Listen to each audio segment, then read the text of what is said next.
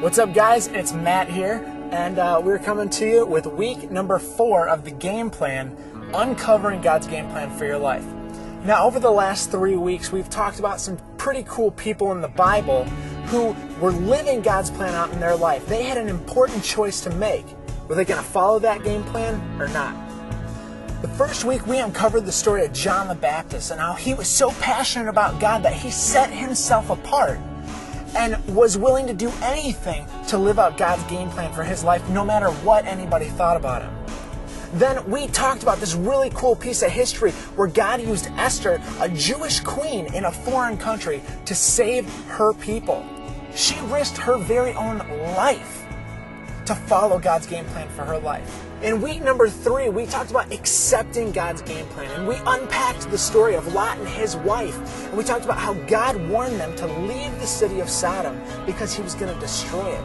He gave them specific instructions to leave the city and not to look back. Well, Lot's wife, she just couldn't accept that game plan, and she turned back and she looked at Sodom, and because of that, she was punished. Well, today, here we are in week number 4, and we're talking about a guy who went through a lot of stuff in his life. His name is Job. Now, Job, the Bible says that Job was upright and blameless in the sight of the Lord. As a matter of fact, it says that he was the greatest among all the men in all of the East. Well, Job, he had 7 sons and 3 daughters. He was also a wealthy man. The Bible says that he had 7,000 sheep, 3,000 camels, 1,000 oxen, 500 donkeys, and he also had a large amount of servants. Well, Satan wanted to tempt Job because he knew that Job had this great faith in God. So one day Satan goes to God and he talks to him, and Satan was allowed to tempt Job's faith. But he wasn't allowed to harm him, but he was allowed to take everything that Job had. So Job, one day a messenger comes to him and says, Job, you're not going to believe this. You're not going to believe what happened. But this group of people came and they attacked and they carried off all the camels and all the donkeys and all the oxen, and they killed all the servants who were there with them. While that guy was still speaking, another messenger came and said, Job, you're not going to believe what I have to tell you. But the fire of God fell from the sky and burned up all the sheep that you have and killed all the servants that were there tending them. Well, as if that wasn't enough, another messenger came to Job and said, Job, you're not going to believe this.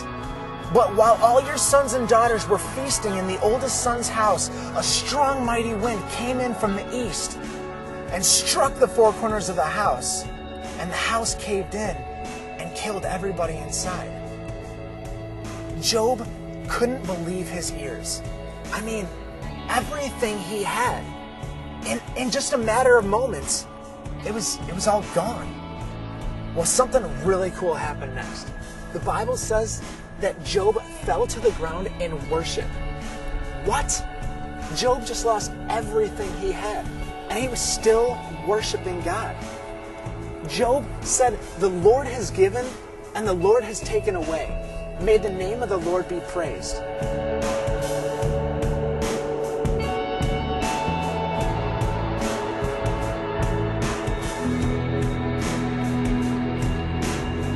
Well, there was this other time that Satan wanted to tempt Job again. You see, he had taken all of Job's things, but he was sure that if he harmed Job and if he hurt Job, that certainly Job would lose his faith in God.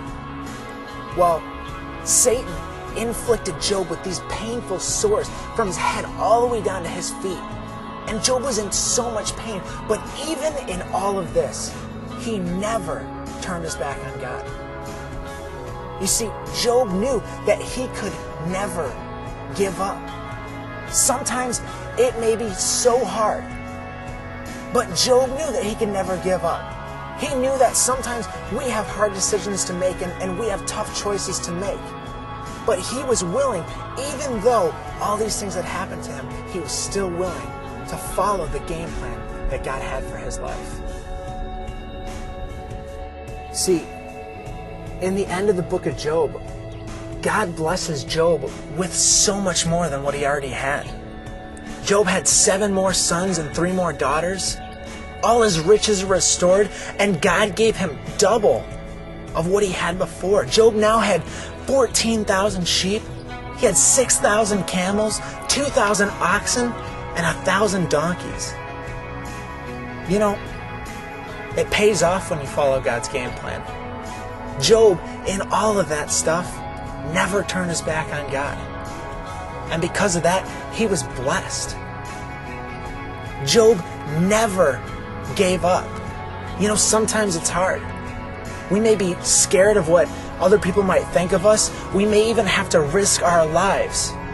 But never give up on the game plan that God's got for you.